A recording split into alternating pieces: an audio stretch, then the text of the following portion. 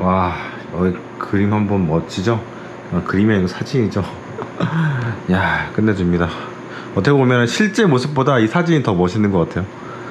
반갑습니다. 도커트셔츠입니다. 저는 여기 코스타리카에 드디어 와 있습니다.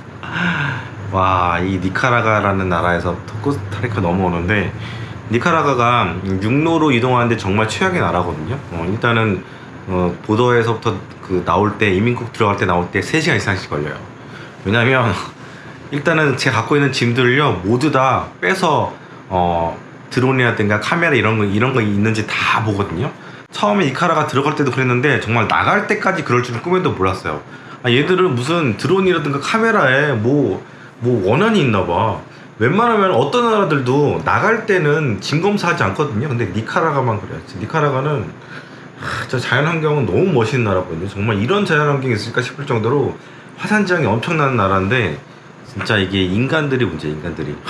아무튼 그래서 와, 오늘 좀 똥줄 좀 탔었고요. 결국에는 뭐 드론은 잘 갖고 나왔습니다. 갖고 나왔고, 그리고 코스타리카 왔는데, 코스타리카 오는 순간 어떤 느낌이 드냐면, 영어를 못하는 미국이라는 나라가 들어요. 그 영어를 못하는 미국 중 하나가 그 푸에르토리코잖아요. 푸에르토리코가 미국의 몇 번째 주죠? 52번째 주인가요? 마지막 주가 됐잖아요. 하와이 다음으로. 괌 다음인가? 아무튼 잘 모르겠지만, 여기 오니까 진짜 중미에 그 못 살던 나라들, 특히 니카라과 같이 채빈국에서 이렇게 1인당 국민소득이 13,000불인데 미국인들이 많이 오고, 그리고 또 인테지로도 많이 이렇게 손꼽히는 나라다 보니까 물가가 확 올라가요. 그래서 길거리에 있는 수많은 영어들과, 그리고 고급 빌라 같은 것들, 그런 거를 사고 파는 그런 딜러들의 그 얼굴 사진이라든가 이름 보면 다 미국 이름들이거든요. 그런 거 보면서 와, 여기는 어떻게 보면 하나의 미국이구나, 그런 생각이 들었습니다. 사실은 파나마 옆에 있는, 아래에 있는 파나마, 제 다음으로 갈 국가가 파나마인데, 파나마는 미국이 보호하는 나라고, 또 니카라과는 너무 못 살고 군대가 있으나마나 나라고, 그러다 보니까 여기 코스타리카는 군대가 없어요. 경찰이 군대 역할을 조금 하긴 하지만 거의 군대가 없다시피 한 그런 나라고요. 그 이유는 아무래도 미국이 지켜주고 있기 때문에 그렇게 보시면 될 것 같아요. 아무튼 재밌는 나라고요. 물가는 너무너무 비싼데 한국보다 비쌉니다. 소득 수준은 13,000불인데 한국보다 물가가 더 비싼 나라입니다. 그래도 물가가 싼 니카라과보다 마음이 되게 편해요. 딱 뭐랄까, 국경을 넘어서 싹 이제 도로 타고 딱 이제 나라로 들어오는데 되게 마음이 편하다는 느낌이 많이 들었어요. 그리고 군데 리조트 같은데 그런 도시라든가 마을 같은데 보면은 이것저것 관광객들을 위한 그런 고급 빌라라든가 그런 광고도 쭉 있잖아요. 그런 것들도 있고, 일반적인 미국의 그런 체인들, 맥도날드, 버거킹 그런 것부터 시작해가지고 그런 것들이 쫙 있다 보니까 좀 미국 온 것 같다, 그런 느낌도 들었고, 또 중간에 월마트가 있길래 월마트 갔는데, 월마트도 사실은 멕시코에도 많고, 과테말라에도 많고, 온두라스에도 있었던 것 같고, 엘살바도르도 있거든요. 근데 거기랑 여기랑 또 차원이 틀려요. 여기 월마트는 미국하고 되게 비슷합니다. 미국은 월마트 가면은 이것저것 되게 많이 파는데 고급스러운 상품도 조금 있기도 하고, 그리고 캠핑용품 같은 거 이렇게 팔거든요. 근데 멕시코부터 쭉 내려오면은 중미 국가들은 대체로 캠핑용품 같은 건 없어요. 왜냐면 캠핑을 다니려면 1인당 국민소득이 적어도 한 2만 불에서 3만 불 이상 올라가야지 캠핑이라는 걸 다니거든요. 근데 이제 중미 국가에서 이제 10,000불 넘는 나라가 여기 코스타리카밖에 없잖아. 파나마도 좀 올라가나 모르겠는데, 어쨌든 코스타리카를 오니까 월마트가 미국이랑 되게 비슷해가지고 되게 많은 동질감 느꼈어요. 그래서 이것저것 좀 많이 사고, 아무래도 물가가 비싸기 때문에 밥을 좀 해먹을 것 같은데, 근데 이제 밥을 해먹기가 너무 귀찮기도 하고 그래가지고 이런저런 생각을 많이 하고 있습니다. 아무튼 서론이 너무 길었는데요. 제가 오늘 영상 하나가 공개됐어요. 어제 찍은 영상을 오늘 이제 공개를 했거든요. 매일 이제 아침 7시에 트래블제이의 여행 영상이라든가 투자 영상들이 올라가는데, 트래블제이 영상이나 독거투자일지 영상 올라가는데, 어제 이제 독거투자일지가 올라갔거든요. 올라가다 보니까 악플들이 진짜 많이 달리는 거예요. 그래서 느꼈던 게 뭐냐면, 야, 진짜 포모가 장난이 아니구나, 그런 생각이 들었어요. 사람들이 미쳐가지고 지금까지는 계속 맞아왔으니까, 시황이 맞아왔으니까, 단기 시간, 장기 시황 다 맞았잖아요. 전쟁부터 시작해가지고 그 전부터 쭉 그런 것들이 맞아왔으니까 가만히 있다가 이제 이 시장을 못 견딘 거예요. 특히 이제 오늘로써 이제 전고점을 돌파했어요. 연중 최고가, 고점까지 신고가로 올라갔는데, 그렇다 보니까 오늘에서야 진짜 많은 사람들이 악플을 심하게 달기 시작하더라고요. 저는 사실은 뭐 멘탈이 붕괴되는 사람들은 악플을 이렇게 닫아놓는 경우도 있다고 제가 들었는데, 저는 그거 다 봅니다. 다 보는 이유가 인간지표. 주식시장이라는 게 심리가 굉장히 중요하잖아요. 주식시장은 심리게임이다. 안 그래, 코스털라니? 저 전편에서도 말씀드렸잖아요. 그게 그냥 하는 얘기가 아니라 진짜 심리예요. 심리가 진짜 중요한 지표입니다. 어떻게 보면 여러분들이 신봉하고 있는 차트라든가 그래프 이런 것들, 뭐 데이터 이런 것보다 주식시장은 오히려 그런 것들을 반영하지 않고 심리를 반영한 케이스들이 더 많아요. 지금 같은 경우에도 심리죠. 뭐 연준은 지금 뭐라고 하냐면 아직도 연준이 할 일이 많이 남았다 이렇게 얘기를 하고 있잖아요. 그리고 단기적으로 볼 때 여러분들이 연준이 금리를 내릴 거라고 생각하진 않잖아요. 그런데도 불구하고 저도 그렇게 생각하거든요. 근데도 불구하고 사람들은 이제 뭐 다다음 달이라도 지금 금리를 내릴 것처럼 막 그렇게 막 시위하듯이 막 얘기하면서 시장을 말아 올려가지고 신고가를 만들어냈습니다. 근데 사람들이 주식시장에서 돈을 잃었을 때는 어떤 심리가 가냐면 좀 체념해요. 그리고 뭐 남 탓을 하기보다는 자기 탓을 하거든요. 근데 내가 팔았는데 폭등을 해버리잖아요. 그러면은 못 견뎌요. 더 죽을 것 같아요. 왜냐면 하락을 했을 때는 다 같이 힘든 거니까 그래도 위안이 된단 말이에요. 근데 내가 팔았는데 이렇게 슉 올라가잖아요. 그러면 진짜 이거는 뭔가 하늘이든 누구든 뭐 사람이든 신이든 누군가를 막 저주하고 싶고 누군가한테 모든 책임을 전가하면서 자기를 용서하고 싶은 그런 심리가 있는 것 같아요. 되게 뭐랄까 찐따 같은 그런 거죠. 그런 마인드인데 사실 우리 증권가에서 뭐 이런 얘기 해요. 손님같이 왜 그래? 이런 얘기 하거든요. 약간 그래 솔직히 얘기하면은 손님들이 전문적이지 못하다 보니까 심리에 따라서 징징거리고 막 이런 게 있거든요.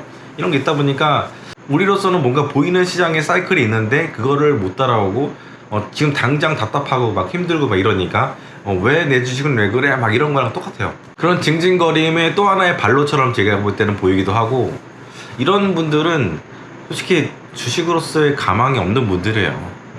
마인드 컨트롤 자체가 안 되는데, 물론 마인드 컨트롤 하려면 타고나야 되는 부분들이 분명히 있거든요. 저는 주식을 볼 때 진짜 제가 10년 동안 지점에 있으면서 많은 것들을 봤지만 주식 투자로서 정말 공부를 하지 않더라도 벌 수 있는 DNA가 있는 머리가 비상한 사람들, 머리로서 마인드 컨트롤에 대해서 감정을 다스리는 사람들 분명히 있거든요. 이거는 타고난 건데 집안의 내력일 수도 있어요. 예를 들어서 아버지를 통해서 배웠거나 어머니를 통해서 배웠거나 집안 분위기를 통해서 막 이렇게 뭐랄까 이게 내려오는 게 있거든요. 가풍이라고도 얘기할 수가 있는 거죠. 예를 들어서 제가 뭐 이재용 회장은 뭐 아는 사람은 아니지만 이재용 회장이 주식한다고 쳐봐요. 근데 단기적인 시세에 따라서 막 부들부들하고 막 못 견디고 포모에 막 빠지고 이런 스타일일까요? 저는 그렇게 생각 안 하거든요. 이재용 회장 같은 경우는 이건희 회장으로부터 뭔가 배운 게 있을 거란 말이에요. 전 인생에 있어서 어떤 뭐라든가 인생이 돌아간다는 거, 예전에 이건희 어록이라는 게 막 돌았잖아요. 제가 볼 때는 그건 이건희 회장이 쓴 게 전혀 아니라고 생각을 하긴 하지만, 근데 그런 걸 통해서 많은 공부가 되고 많은 교육이 집안 교육이라는 게 있을 거고, 또 삼성 가문의 가풍이라는 게 또 있잖아요. 그런 걸 통해서 이재용 회장의 그런 그 가치관, 세계관은 그렇게 일반 서민들하고 좀 다를 거라 생각해요. 제가 볼 때는 부자가 되는 가장 빠른 방법이 주식시장에 생각하거든요. 부자들은 단기적인 시세에 따라서 마음이 움직이는 게 아니라 사이클을 봐요. 사업하시는 분들이 굉장히 많고 부동산을 하시는 분들이 굉장히 많아요. 돈을 많이 번 강남에 있는 부자들은, 제가 10년 동안 늘 얘기 드리지만 서초, 청담, 도곡 타워팰리스 이쪽에 있는 부자들하고 10년 동안 이렇게 같이 생활하다시피, 그러니까 늘 이제 출근하면 맨날 오는 사람들이 그런 분들이니까 또 고객들이고 하다 보니까 그렇게 그분들하고 같이 매매 주식시장에 있었는데, 그분들과 대화를 하는 거랑 그 악플에 달리는 악플러들하고 약간 비교를 해보잖아요. 그러면 굉장한 차이가 있어요. 내공의 차이, 인생의 깊이의 차이, 이런 것들이 되게 많아요. 이런 것들의 차이가 느껴지기 때문에 진짜 어떻게 보면은 그런 악플을 다는 사람도 되게 한심하다는 생각이 들고, 또 악플에 굉장히 동조하는 듯한 그런 사람들, 그리고 라이크 같은 거 많이 올라가는 부분도 있거든요. 꼭 저 같은 경우에는 시장에 올라가면 그런 악플들이 마구 생기고 거기에 따라서 그 악플의 라이크들이 되게 많이 올라가, 10개씩 20개씩 올라간단 말이에요. 근데 이게 7월 달에도 그랬는데 또 지금 11월 달에도 또 그래요. 그래서 이게 반복이 되는 거 보면서 역시 주식시장에서 개인들의 그 마인드는 정말 인간 지표구나라는 생각을 하게 됩니다. 지금 뭐 시장에서 얕은 경기 침체 막 이런 얘기를 해요. 막 그 희망회로를 돌리고 있죠. 그리고 바로 전에는 어떤 얘기 있었냐면 업종별로 돌아가면서 경기 침체가 업종별로 올 것이다. 이것도 얕은 침체죠. 그런 얘기들이 있을 때마다 시장이 올라갔었거든요.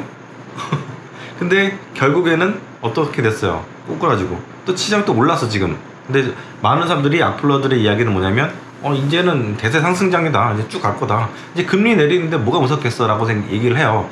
근데 지금 여러분들 매크로 보셔야 돼요. 매크로. 지금 매크로가 굉장히 중요해요. 코스트로라는 달걀에서 이야기하듯이 매크로 경제는 이렇게 뺑뺑뺑 돈단 말이에요. 사이클이 있단 말이에요. 이 사이클을 여러분이 무시하면 정말 큰 코 다칩니다. 지금 그리고 이 그 경기 사이클은 굉장히 약간 연장된 그런 측면이 있는데 이걸 돈으로 계속 풀어가지고 연장시킨 부분도 있거든요. 터뜨릴 건 터뜨리지 않고. 근데 이게 언제까지 이렇게 될 것인지 대해서 여러분들이 결국에는 뭐랄까 버핏이 그런 얘기 했나요?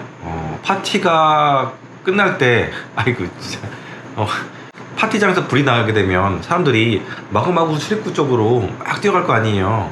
그러니까 그런 일이 일어나기 전에 먼저 나가라 이런 얘기가 있잖아요. 진짜 제가 지금 비유가 잘 이제 생각이 안 나는데 지금은 딱 나와 있어야 되는 시장이 맞고요. 그리고 우리는 지금 뭐 7, 8월에 이미 많이 나와 있잖아요. 저는 이제 7, 8월에 다 나왔고, 그리고 이제 이 영상을 보시는 많은 그 구독자분들 그리고 멤버십 분들은 그때 많이 나와서 시장을 관망하고 있는 상태인데, 여기서 우리가 팔았던 가격보다 더 많이 올라온 종목도 있고 더 떨어진 종목도 있을 거예요. 어쨌든 우리는 그 사람들이 뭐를 하든 뭐 돈을 엄청 벌든 말든 그런 시세에 우리가 휘말리면 안 돼요. 이게 어떻게 보면 포커페이스 같은 것이기도 하고, 여러분들이 너무 표정으로서 모든 걸 다 보여주려고 하지 마시고, 그 사람들의 매매는 그 사람들의 매매고 나는 나의 매매예요. 저는 테슬라로 돈을 많이 번 사람들 주변에 되게 많거든요. 근데 그 사람들이 잘해서 번 거예요. 무지성으로 매수를 했든 아니면 정말 그 전기차 시장에 대한 미래에 대해서 보고 투자를 감내했든 그 어려움을 감내했든. 왜냐면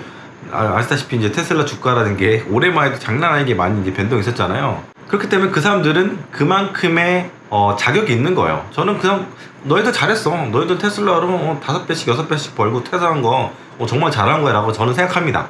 근데 저는 이제 그렇게는 못했어요. 테슬라 주식은 저의 관점, 저의 원칙으로 볼 때는 굉장히 비싸다.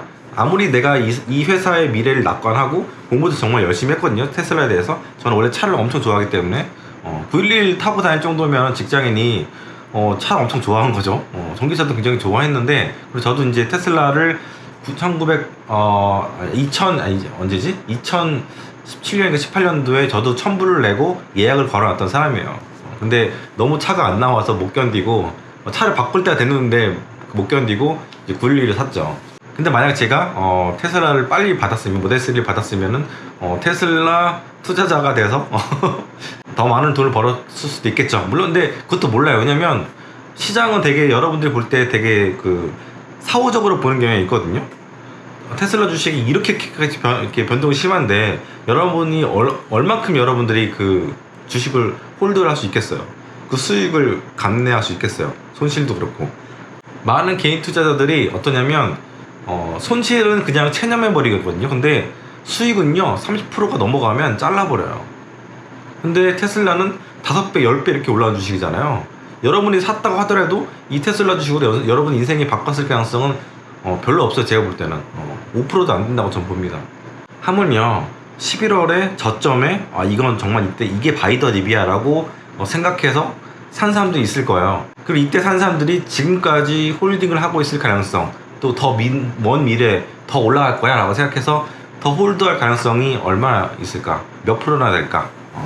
바닥에서 산 사람들이 지금까지 그대로 다 100명이 샀다면, 바닥에 샀다면 지금까지 다 100명이 갖고 있을까요? 한번 생각해 보세요. 어떤 분이 제 주변에는 그때 바닥에 사가지고 지금까지 갖고 있으면서 돈 많이 번 사람들 많습니다 라고 하는데, 그건 주변에 되게 똑똑한 사람들이거나 아니면 무식하거나 무지하거나 용감한 사람들이 그렇게 홀드를 하고 있는 거고, 대부분의 사람들은 여기까지 못 왔을 거란 말이에요.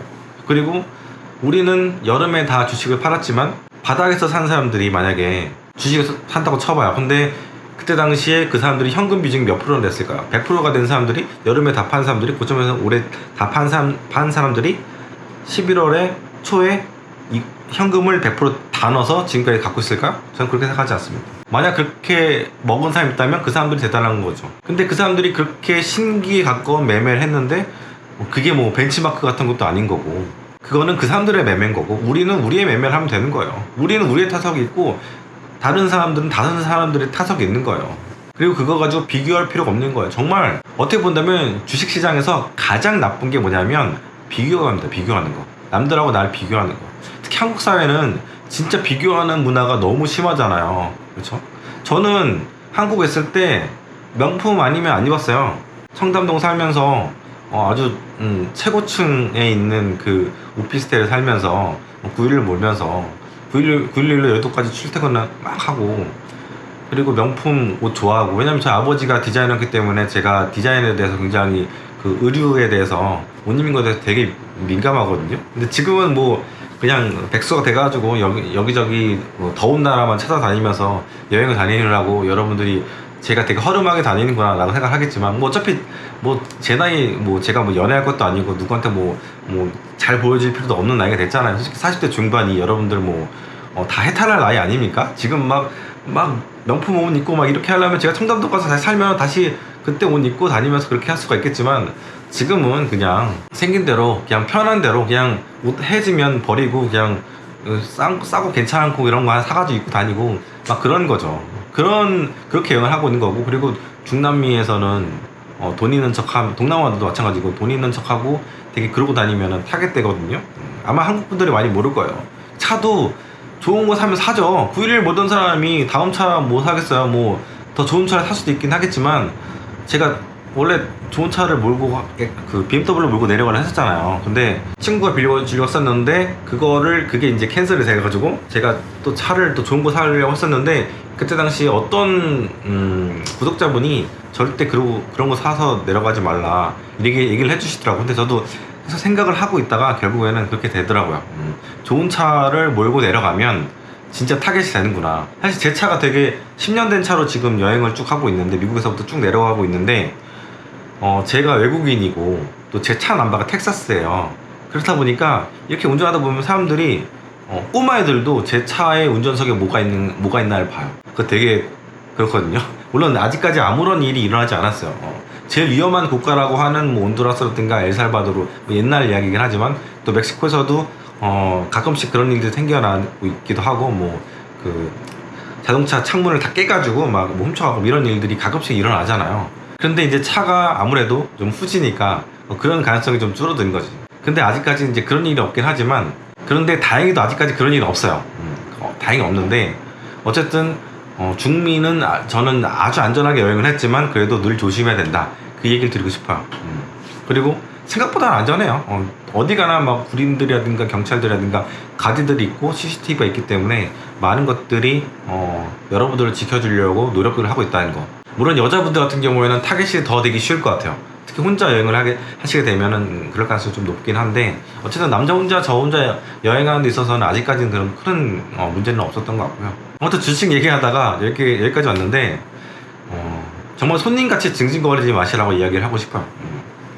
그리고 띄엄띄엄 제 영상들을 보시는 분들은 우리 채널의 그 뭐랄까 철학에 대해서 잘 모르시는 분들이거든요. 사실 저는 계속 몇 번씩 얘기를 들었는데, 제 채널은 좀 돈이 있는 분들, 그리고 어느 정도 그 자산이 있는 분들, 그리고 은퇴 자금인 분들이 제 채널을 봤으면 좋겠어요. 사실 저는 구독자가 많아질 필요가 없어요. 구독자 연연하지 않아요. 왜냐면 구독자가 많으면 너무 많은 사람들이 저를 이렇게 보기 때문에 오히려 더 부담되거든요. 또 막 나중에 뭐 방송 제의 같은 것도 올 수도 있고, 사실 출간 제의는 이미 온 지 오래됐는데 제가 바빠서 지금 계속해서 책을 못 쓰고 있는데, 널리 알려진다는 게 얼마나 피곤한 건지 모르시죠? 저는 막 그렇게까지 막 알려져가지고 입신양면하고 막 이런 생각은 없어요. 저는 조용히 살다가, 한국에서 살진 않겠지만 조용히 살다가 조용히 가는 게 목표고, 어쩌다 보니까 이제 트래블제의 영상을 이렇게 많은 분들이 사랑해 주시고 제 채널을 이렇게 구독해 주시는데, 아직 궁극적으로 제 채널은 멤버십 위주로 가는 게 목표고요. 지금도 거의 멤버십을 더 뭐랄까 혜택을 제가 많이 못 드린 건 좀 아쉽긴 하지만, 어쨌든 더 챙긴다고 저는 생각을 하거든요. 그리고 더 앞으로 더 열심히 챙길 거고, 그리고 이분들을 계속해서 레벨을 1, 2, 3, 4, 5, 6, 7, 8, 9, 10에서 30까지 다 보내드리는 게 목표고요. 그리고 하지만 아직까지 더 들어올 분들이 더 많을 거라 생각을 하기 때문에 아직까지 문을 열어놓고 있는 그런 상태입니다. 그래서 언젠가는 아예 그 멤버십 채널로 이렇게 만들 가능성이 높아요. 그렇게 될 가능성이 높고요. 솔직히 얘기해서 제가 뭐 굳이 아실 것도 없는 사람들한테 그런 욕을 먹을 필요는 없거든요. 그동안 솔직히 우리나라 국내 유튜버 중에서, 증시 유튜버 중에서 실무에 대해서 제대로 설명한 유튜버가 없어요. 실무를 다 경험해 본 사람이 저밖에 없거든요. 이런 이야기들을, 살아있는 이야기들을 되게 제가 엄청나게 얘기했는데도 불구하고 기껏 이 반등장 하나 못 맞췄다고, 저는 그걸 맞출 생각도 없었고 그게 틀린다고 해서 제 투자에 있어서 뭔가 큰 데미지가 있다고 생각 안 하거든요. 그리고 제 채널에 있는 분들이 그런 철학들을 공유한 분들이 많고 멤버십도 그런 분들이 많기 때문에 아직까지 유지가 되는 거고, 제가 멤버십이 한 5% 정도 줄었는데 또 다시 지금 늘어나고 있어요. 제 채널의 그 철학을 인정하고 또 이렇게 공감하시는 분들이 많다는 얘기죠. 그래서 다시 이제 구독자분들하고, 그리고 구독자는 더 많이, 예전보다 많이 늘었고, 그리고 멤버십도 다시 늘어나고 있는 상황인 걸 보면은 냄비 같은 근성을 갖고 있는 사람들이 있는 반면에 좀 더 뭔가 시장의 사이클에 대해서 귀를 기울이고, 사실은 그런 분들이 많은 거고, 사실은 사업하시는 분들이 특히 제 채널에 대해서, 저의 뷰에 대해서 공감을 많이 하세요. 왜냐면 지금 매크로 환경이라고 이렇게 거하게 이야기할 필요 없이 지금 사업 현장에서 일하시는 분들은요 너무 힘들어요. 자영업부터 시작해가지고 진짜 공장 같은 거 하시는 분들, 또 다른 비즈니스 하시는 분들이 뭐 한국뿐만 아니라 해외도 마찬가지고, 어차피 제 채널은 70%는 한국이고 20%는 미국에서 보시거든요. 미국하고 캐나다에서 보시거든요. 근데 그분들이 공감을 많이 하세요. 지금 되게 아래에서는 힘든데 시장만 저렇게 주구장창 올라가고 있는데, 이게 진짜 강칠천 말대로, 강칠천 씨는 너무 시대를 앞서간 분이고 그 타이밍을 잘 못 맞추고 너무 공격적으로 얘기를 한 부분들 있죠. 그리고 사실 그 사람이 그 영상을 제가 보고 있으면 다 못 보겠어요. 왜냐면 좀 비약이 좀 있기 때문에. 그리고 너무 그 뭐 데이터라든가 그래프를 이렇게 짜서 이렇게 맞추는 그런 경향이 좀 있거든요. 근데 그거에 많은 분들이 이제 속으시는데, 아무튼 확실한 건 뭐냐면 시장의 경기가 이렇게 사이클을 타는 거는 망구의 진리인데, 이 사이클이 내려가는 추세에 있다는 거, 그거를 눈여겨봐야 되는 거고. 그리고 오늘 어떤 분이 되게 좋은 질문을 해주셨어요. 실업률 4.5%는 어떻게 보면 시대의 그 평균이었는데 지금 그쪽으로 가고 있는데 어차피 평균으로 가는 게 아니냐, 그럼 정상으로 가고 있는 게 아니냐, 이런 얘기를 하시더라고요. 근데 그거는 반은 맞고 반은 틀린 게, 만약에 금리가 지금같이 고금리일 때 실업률까지 이렇게 올라가잖아요. 그럼 어떤 일이 일어나냐면 많은 사람들이, 가게가 이제 파산을 하게 되고 기업들이 파산하게 되는 겁니다. 실업률이라는 게 왜 올라가냐면 기업들이 못 버티고 사람들을 결국에는 감원해요. 기업들의 프로세스를 보면은 뭐 여러 가지 비용들을 막 줄여요. 경기가 안 좋아지면. 그러다가 결국에는 마지막에 하는 게 사람을 자르는 건데, 실업률이 올라간 거는 기업도 한계 상황에 온 거라는 거거든요. 근데 반대로 가게들도 마찬가지예요. 실업률이 올라간다는 거는 가게가 파산할 가능성이 굉장히 높은 거고, 특히 미국 같은 경우에는 소비가 굉장히 중요하잖아요. 그런데 직장을 잃어버리면 한 달치 저축도 없는 그런 가정들이 직장을 잃어버리잖아요. 그럼 만세 부르는 거예요. 그러면 모든 게 다 연체가 되는 거예요. 자동차부터 해가지고 학자금부터 해가지고 렌트부터 해서 다 나가리가 되고 길거리에 나간 겁니다. 이런 역사가 10년에 한 번씩 미국에서 일어났어요. 그걸로 생각하셔야 됩니다. 그리고 한 번 올 타임이 있었어요.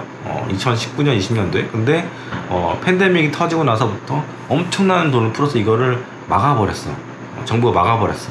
그래서 이거를 넘어가나 싶었는데, 사실 이게 더 곪게 만들어진 부분들이 바로 지금의 미국 경제라고 보시면 됩니다. 특히 우리가 지금 상업용 부동산에 대해서 얘기를 하고 있는데, 사실 제가 늘 예전에 영상에서 말씀을 많이 드렸는데, 미국 경제가 굉장히 버블이 많이 낀 부분들이, 첫 번째 채권, 그리고 두 번째는 주식, 그리고 부동산. 이 부동산은 그 IT 버블이거든요. 어떻게 보면. 왜냐면 미국이라는 나라가 정말 창업 정신이 투철한 나라이기 때문에 기업들이 정말 많이 생겼어요. 스타트업들이 진짜 많이 생겼고, 돈이 넘치다 보니까 뭐 좀만 뭔가 유망하다 싶으면 돈들이 막 들어가가지고, 얘네들이 돈을 받은 스타트업들이 또 사람들을 뽑아가지고 또 사무실을 뭐 임대해가지고 막 이렇게 사세를 확장했단 말이에요. 근데 얘네들이 2021년 이후부터 급격하게 쇠락을 하기 시작했어요. 왜냐면 돈을 못 벌어가지고. 거기다가 이제 금리를 2022년 작년부터 올리기 시작하니까 이제 펀딩이 잘 안 되기 시작하고, 그리고 쩐주들이 아무래도 IT 그 벤처 기업들, VC들이 얘네들 펀딩을 하던 것들을 조금씩 줄여가기 시작해서 결국에는 지금 많은 부분들이 지금 나가리가 된 상황입니다. 추가적인 그 펀딩이 안 돼가지고 이게 기업들이 지속이 못 되는 경우죠. 이게 대표적인 경우가 SBB 사태가 그런 일들이 첫 번째로 있었고, 두 번째가 지금 위워크예요. 이 두 가지는 어떻게 보면은 두 가지 문제를 설명한다고 볼 수 있죠. 첫 번째는 엄청난 스타트업 버블, IT 버블, 우리 뭐 2000년대에 있었던 IT 버블에 버금가는 스타트업 버블, 이런 거를 대변해 주기도 하고, SBB라든가 여기 위워크도 그렇죠. 그리고 두 번째로는 상업용 부동산, 둘 다 이게 다 같이 엮여 있다고 보시면 돼요. 그리고 이게 언젠가는 이 버블이 뻥 하고 터져서 버블이 끝나줘야 되거든요. 그래서 시장의 자정정화 현상이 일어나야 되는데, 이 현상은 언제 일어나냐면, 그건 저도 3분기 이후라고 얘기했었는데, 이제 3분기 이후가 지금 4분기잖아요. 이제 한 달 반이 남았는데, 이것도 또 틀리면 또 뭐라고 하겠네. 근데 이게 이 둠스데이가 점점 이것도 둠스데이 하면 또 이제 그거잖아요. 휴거. 또 어떤 사람이 오늘 뭐 휴거가 어떤 의미 뭐 그런 얘기를 했는데, 그게 가까워지고 있다는 거는 느껴지는데 어떻게든 버티고 있어요. 왜냐면 돈을 엄청나게 풀고 있고 막 찍어내고 있고, 아직까지 풀린 돈들도 많고 이렇다 보니까, 아무리 연준이 뭐 그 매월 한 950억 불인가요? 계속해서 그 QT를 하고 있는 상황이지만, 그래도 아직까지 돈은 너무 많이 풀려 있는 상태. MMT가 역대 최대 금액까지 올라간 상태. 그게 아마 이제 제 생각에는 이번 증시에 들어간 스마트 머니에 가까운 돈이 아니었을까 싶어요. 왜냐면 이 돈 가지고 주식을 사든 채권을 사든 이렇게 어디든 간에 들어갈 거 아니에요. 부동산 같은. 근데 부동산은 너무 지금 getting worse한 그런 상태가 계속해서 되고 있기 때문에 선뜻 못 들어가고 있는 거고, 어떻게 보면은 그런 것도 있죠. 그 MMT에 있던 자금들이 주식시장과 채권시장에 동시에 다 들어왔기 때문에 주식시장은 폭등하고 채권시장도 그쵸, 채권시장도 폭등을 하게 된 거죠. 채권 금리가 떨어지면서 이런 현상들이 일어났었는데, 이런 머니 무브먼트가 갑작스럽게 확 터진 부분들은 있어요. 근데 이 갑작스러운 돈들은 또 결국 갑작스럽게 또 빠질 수도 있다는 거, 무언가 트리거가 있게 되면. 저는 그렇게 생각합니다. 그래서 어떤 우리가 시세에 따라서, 진짜 제가 시세에 따라서 시장을 전망하지 말라 이런 얘기들 많이 하는데, 어쩔 수 없어요. 그 개념을 경험으로는, 저는 경험으로 많이 한 사람이고 22년 동안 있었으니까 주식시장에서, 또 책으로도 많은 구루들이 그런 얘기들을 계속해서 반복해서 여러 구루들이 이야기를 공유하고 있는 부분들이거든요. 어떤 구루도 시세에 따라서 너의 그 투자 전략을 바꿔야 돼 이렇게 얘기하는 사람 없거든요. 오히려 시세에 거스른 역발상 투자에 대한 얘기를 많이 하죠. 이제 못하고 제가 뭐 역발상 투자를 이렇게 막 부추기는 건 아닌데, 이건 역발상도 아니고 이건 정상적인 발상의 투자예요. 매크로가 꺾이고 있고 지금 아래서부터 부글부글 끓고 있고 약한 고리들이 뭔가 지금 균열을 내고 있는 상황인데, 이 상황에서 오케이 주식이 올라가니까 우리도 가는 거야 라고 막 그 주식을 사는 건, 이거는 정말 아니란 겁니다.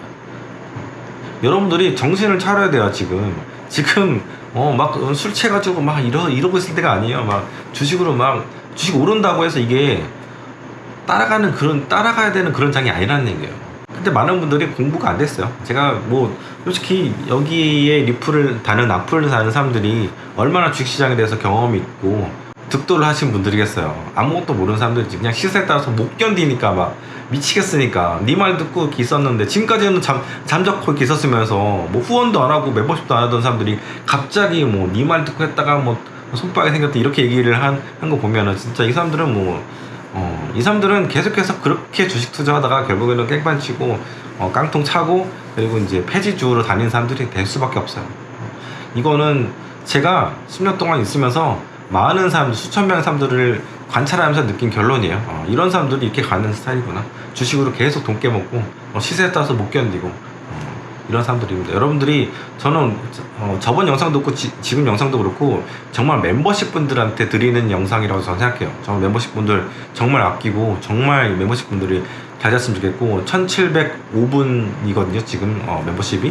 이분들이 진짜 돈 많이 벌어서 저도 후원 많이 해주시고, 그리고 집도 넓히시고, 주식으로 은퇴하셔가지고 전 세계를 다 저처럼 여행 다니시고, 진짜 뭐 코스타리카든 뭐 어디 미국이든 동남아든 유럽이든 어딘가서 저를 만나면 반갑게 얘기해 주시고, 막 그랬으면 좋겠어요. 저 어떻게 보면 꿈이에요.